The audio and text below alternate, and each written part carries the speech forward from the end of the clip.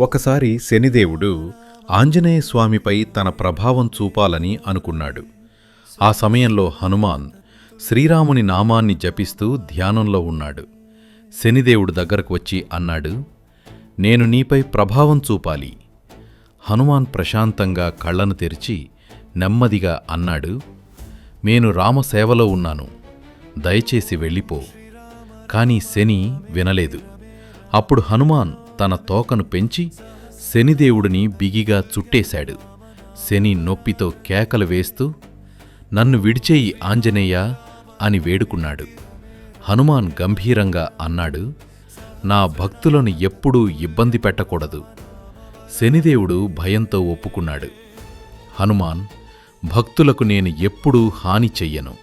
అందుకే హనుమాన్ భక్తులకు శని దోషం తగలదు. జై హనుమాన్ అని కామెంట్ చేయండి.